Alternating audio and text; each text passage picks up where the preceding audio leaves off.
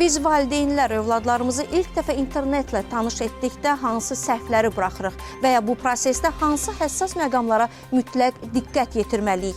Bütün bu suallarımızın cavabları sıradakı süjetimizdə.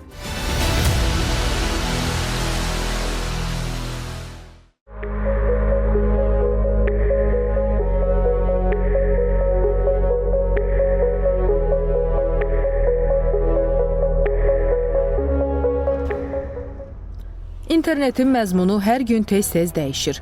Amma onun hər yaş kateqoriyasına uyğun olması müzakirə məsələsidir. Uşaqlar və gənclərin internetdə nələrə diqqət yetirməli olduğunu çox müzakirə edirik. Növbəti bir neçə dəqiqə ərzində isə yaş kateqoriyasının əhəmiyyəti haqqında danışacağıq. Bəs valideynlər və müəllimlər bu məsələyə necə yanaşmalı, prosesləri necə izləməlidir? Uşaqları zərərli məzmunlardan qorumaq üçün hansı addımlar atılmalıdır? Mütləq şəkildə valideyn filtrləmə prosesini etməlidir.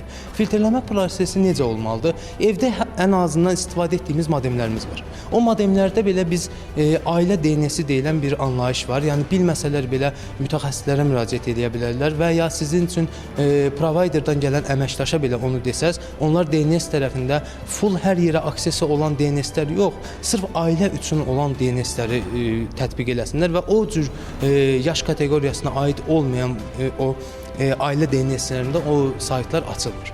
Adi bir misal üçün hər hansısa bir oyun oynayırlar telefonda və ya kompüterdə. Orada ödəniş zamanı hansısa bir silah alması və ya hansısa bir yolun alınması övladlarınıza yeniyetmələrə bu çox cazib bir qiymətdə $1 kimi və ya 1 manat kimi görünə bilər. Əslində o 1 manat yox, o phishingdir. Əslində o phishingin övladlarınıza başa salmaq lazım ki, bu linkə vurmaq olmaz. Bu linkə vurduqda sizin gələcəkdə başınıza nə gələ bilər və maliyyə cəhətdən təbii ki, problem yarana bilər. Bunların nəzarəti mütləq şəkildə valideynlər üzərində olmalıdır. Valideynlər bunları filtrləməli, hara daxil olduqlarını bilməli və onlardan necə istifadə etməklərini uşaqları maarifləndirməlidir. Unutmayaq ki, internetdəki hər məzmun hamıya uyğun deyil.